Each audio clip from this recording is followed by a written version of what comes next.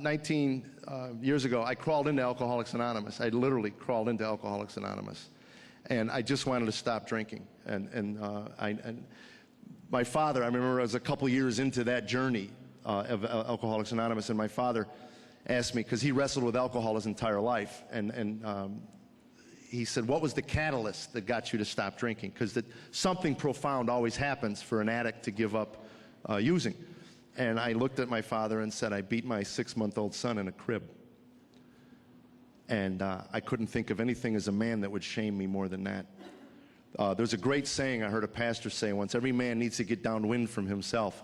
And that night, as drunk as I was and as coked up as I was, I remember getting downwind, and I saw my son as he was walking away. My wife had gotten him away from me, and she was walking down the hall, and his head was over her shoulders and her back was to me. And as I walked towards him, I got under the light in the halls, and my son, 6 months old, got a look at me, and his eyes filled with fear. He got really large. And I realized that I put that fear in that innocent child's life.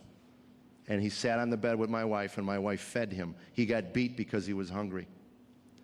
Nothing as a man could have shamed me more than that. And I came into my wife and I said to her, if you don't take me to Alcoholics Anonymous, because I had gone 5 years earlier and I only stayed a few months and then I left. And I said, if you don't take me, I won't go. And if I don't go, we won't be married. I didn't know how I knew that. I believe that God speaks to us in our worst moments. I really believe that now in hindsight. I look back on that 19 years ago and I believe God was right there in my house. As broken and as beat up as that house was, He was there.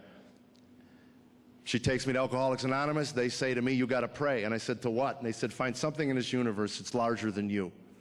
The world doesn't revolve around you. Alcoholism is a very self-centered disease.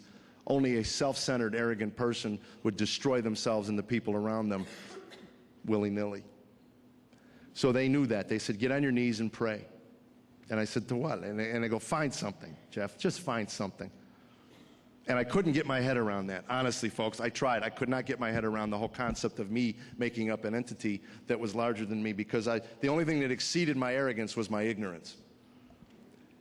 So I would go to these meetings and I would stand there and I'd raise my hand and I'd share as honesty. That's what I was told. If you're honest, you'll get well. So I would share and I would raise my hand and I would tell these people to their face, I hate all of you people.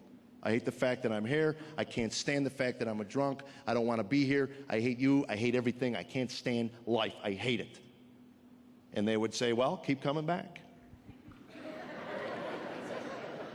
I tell you, I believe it's the first place I saw the face of God, because I tried to get fired from Alcoholics Anonymous. I really did.